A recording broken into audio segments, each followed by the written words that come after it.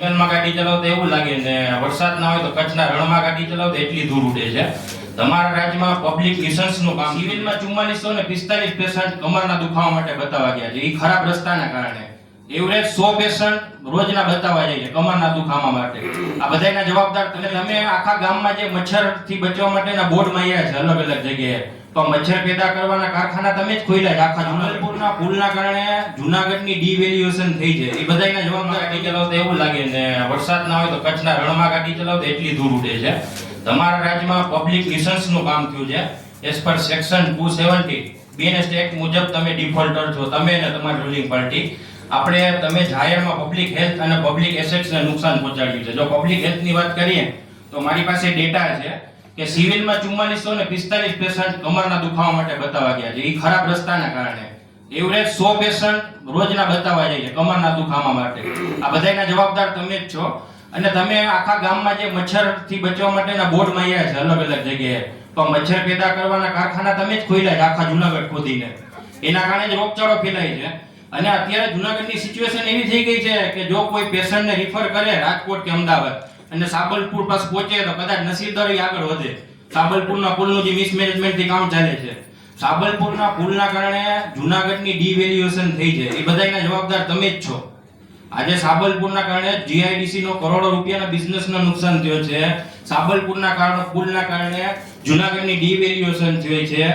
સાબરપુરના પુલના કારણે જે ડાયવર્ઝનનો રસ્તો તમે બનાવ્યો નથી એના કારણે ઘણું નુકસાન થયું છે. જો તમારે પુલ બનાવવું હતું તો એના પહેલા ડાયવર્ઝન બનાવી દેવું હતું ને. ડાયવર્ઝન એ કર્યો તો, પેચવર્ક એ કર્યું તો, જરૂરી હતી ને પેચવર્ક કર્યા હતા. જીએડીસી ના તમામ શ્રી તમે હમણાં ખાલી એકવાર જોઈ લો, તમે બરાબર છે રજૂઆત કરી, પણ અત્યારે તમે જો તો ખરી કોઈ નીકળી શકે એમ જ નથી. છતાંયમાં કઈ હશે તો હું તાત્કાલિક ધોરણે રિપેર કરાવીશ. આના કારણે જુનાગઢની સારી એવી ડિવેલ્યુએશન થઈ છે.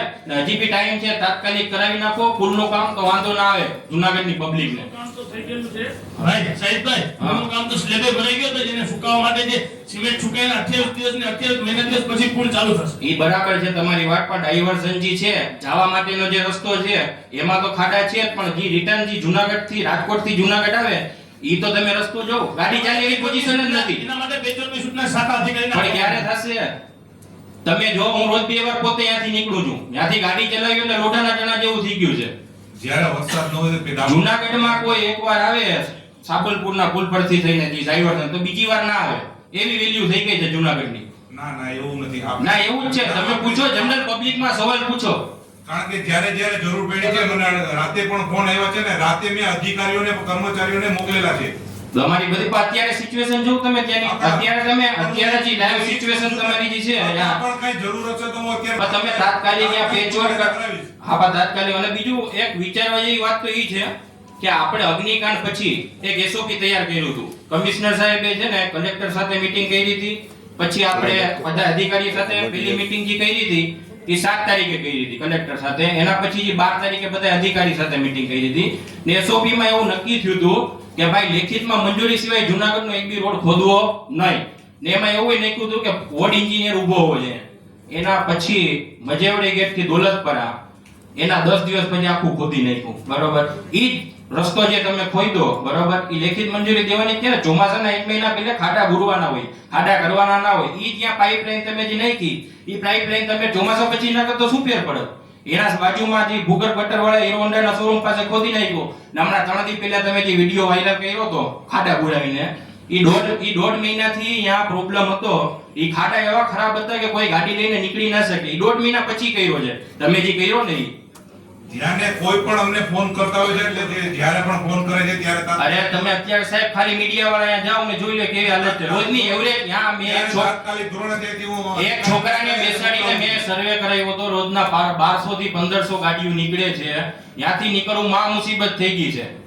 જુનાગઢની જો ડિવેલ્યુએશન હમણાં સુધી સૌથી વધારે થઈ હોય ને તો સાબલપુરના પુલના કારણે. આજ પુલ તમે ચોમાસા પછી જો બનાવ્યો તો શું ફેર પડે? જર્જરિત હાલતમાં તો હતો નહીં. તમને ખ્યાલ પેલા જે દોઢ મહિના પછી થયું છે કામ નાનું. તમે જે 3 દી પહેલા જે વિડિયો વાયરલ કર્યો હીરો હોન્ડાના શોરૂમ પાસે, અમે કોઈ પણ વિડીયો વાયરલ નથી કર્યો, પણ જ્યારે અમારા ના ન્યૂઝ આમાં છે, ઇન્સ્ટાગ્રામમાં ને બધાયમાં છે.